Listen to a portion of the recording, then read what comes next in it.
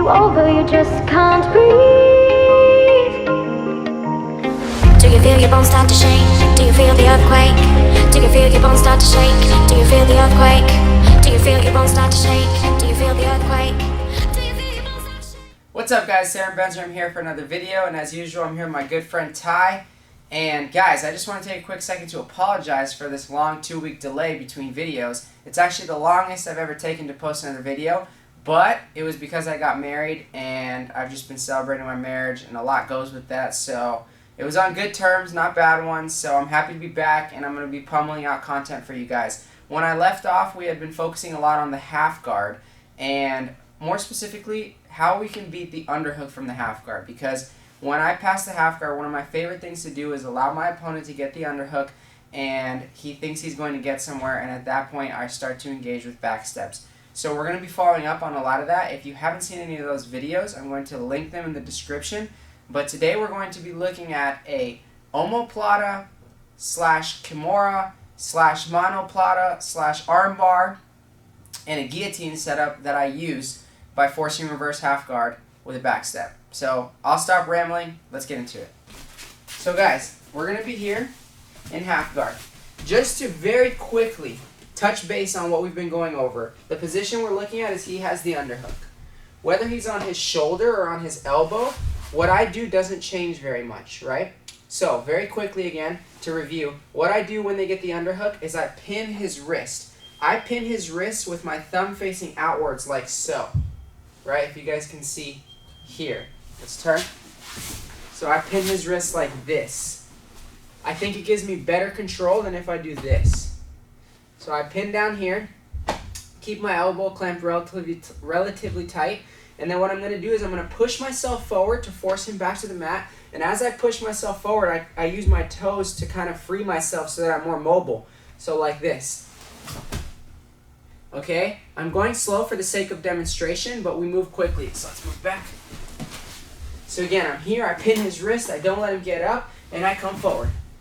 I want to make sure that my head gets well above his head, and then I step back. So very quickly again to review, in order to not allow him to do what Lachlan Giles refers to as Jedi mind trick, which is him catching my leg, I want to bring my knee up as high as I can, about to my shoulder, and I want to pummel. Right? I want to bring this like through like this, so that he can't catch. So it looks like this if I do it quick. Right? I come here, and then I'm able to step back. Okay, so again, I'm here, I come forward, through, right? My foot is hidden, and it comes around. That's a very important detail. At this point, again, I'm going slow for demonstration purposes. I would put the weight on the back of my hamstring in order to force my opponent to be on one hip. If you notice right now, Ty is on his right hip. I want to force him to his left hip. So I'm here, and look what I do. I get head control with my right hand, and I come down. Just like this. So let's do a little closer. Let's go here. So I'm here. I come forward, I back step, and I get like this. So that I can talk to the camera, I keep my head up. But be aware, if your head is up, he's going to push your head, guys. If he's going to start framing your head. So we want to keep our head low. Okay? Oftentimes when we're controlling the wrist, one of the main reactions that he gives us is as soon as we let go, he digs this underhook. And that's what we're looking for today. So when he digs this underhook, there's going to be a couple circumstances that differentiate how we attack. A lot of them are going to be based on my leg, whether it's free or not. So when he digs the underhook and he starts to come up, I want to bring my right knee to the mat. So again, he starts to come up, and I bring my right knee to the mat. My left toes are my base, and I'm going to step my left leg up as high as I can, guys. I want my left knee to be about even with his head, and then I'm going to clamp his elbow extremely tight here. This is the position we're looking for. This is how we're going to nullify that underhook from reverse half guard. From this position, it's going to give me a bunch of different attacks that I can utilize. Right? I can turn, isolating the top of the elbow so he can't get it back, controlling the wrist, and I can go Kimura. Right? I can come here, and I can, if he still has my leg hooked, I can grab his pants. Right? I can turn, and I can pull in here, and I can go for the arm bar. I can start to turn his elbow for the monoplata. I have a bunch of different options. Right? So again, what we need to be able to do is make sure not that we free our leg, on our trapped leg, but that we free our knee. So without Ty for a second, when I backstep, I'm in this position, right? I have his wrist pinned, I'm on my elbow. When he turns into me, I lift my hip and I slide this leg down. I call this motion a reverse knee slide motion.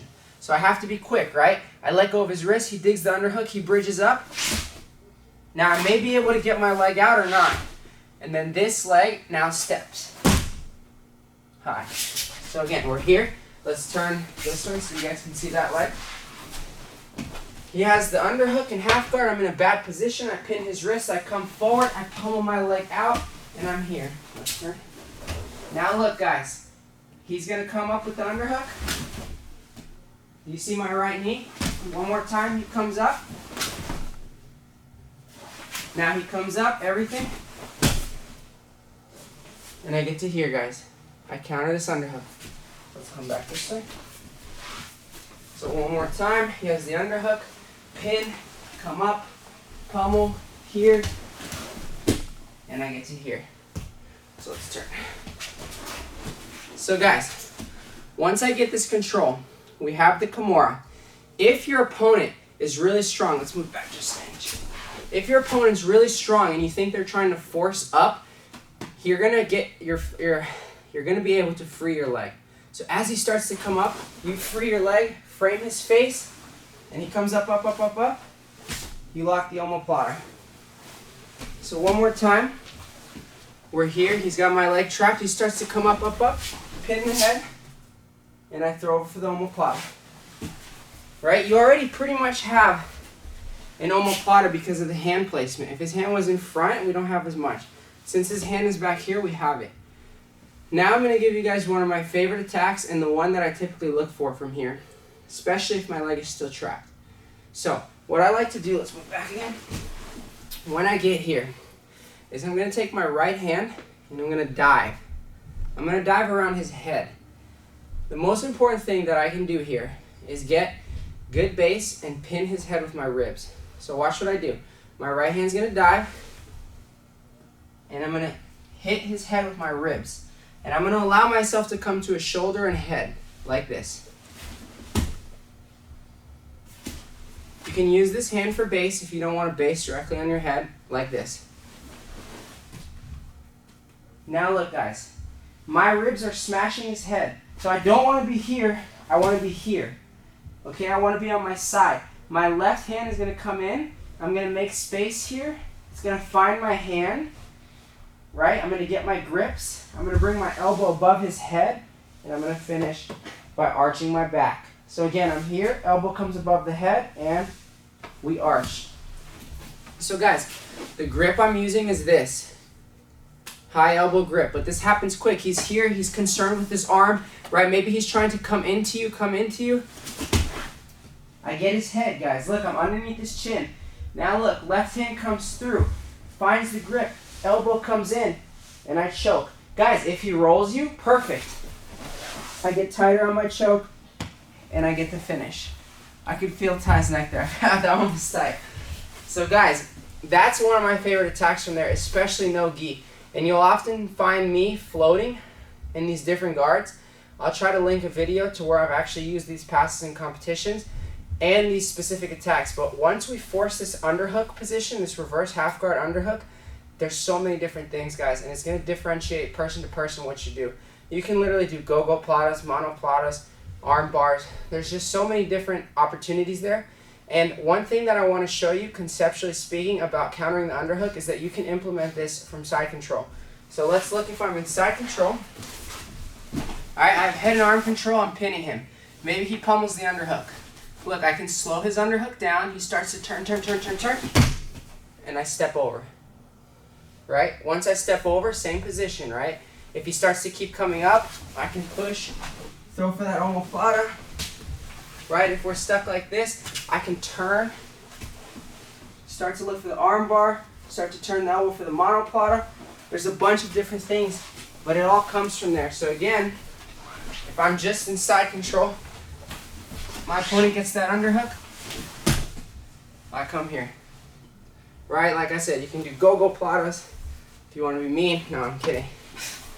But anyways, guys, I hope you guys like this video. Sorry for the long pause. These are some of my favorite attacks. Countering the underhook, both from side control and reverse half guard, are some of my favorite things to do. So if you like this content, please like, subscribe. Always, guys, thank you.